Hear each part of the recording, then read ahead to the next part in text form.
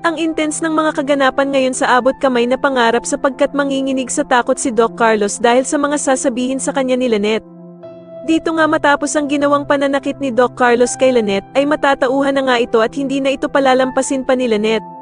Samantala ay magkakasundo ang mag-amang Eric at Justin para sa pinaplano nilang pagpapabagsak ng Apex at eto nga ay ang pagkuha ni Eric sa loob ni Giselle. Dito nga ay plano nila na palaging magwawala si Justin at aawayin nito ang kanyang inang si Giselle at ipagtatanggol naman siya ni Eric laban sa anak niyang si Justin. Sa kabilang banda naman matapos nga ang nangyari kila Lynette at Doc Robert ay kakausapin ni Josa si Lynette tungkol sa ginawa nitong paninigaw kay Doc Robert na mali nga daw ang ginawa nito. Kaya naman ay agad na hahabulin ni Lynette si Doc Robert para humingi ng tawad sa kanya sa mga nasabi niya at nagawa nito sa kanya. Subalit ikaiinit naman ang dugo ni Doc Carlos nang malaman niya na kasama ng asawa niyang si Lynette si Doc Robert at pakiramdam nga nito na pinagtataksilan siya ng kanyang asawa. Ngunit kahit anong paliwanag naman ni Lynette kay Doc Carlos ay hindi siya pakikinggan ng kanyang asawa at mahahagisan pa nga siya nito ng baso na mag-iiwan sa kanya ng mga bubog.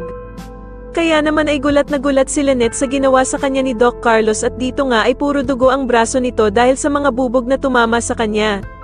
Samantala ay muling babalik nga ang feelings nitong si Doc Robert kay Lynette dahil nga sa pagyakap nito sa kanya nang makaramdam nga ito ng sobrang takot. Pagsasabihan naman ni Doc Ray itong si Doc Robert na dapat na daw niyang tigilan itong si Lynette dahil nga sa may asawa na itong tao kaya naman ay dapat niya nang ipaubaya ito sa asawa niyang si Doc Carlos. Pero sasabihin ni Doc Robert na naiinis lamang siya kay Doc Carlos dahil sa pinababayaan daw nito si Lynette na umalis kung saan-saan imbis na magpahinga na lamang ito.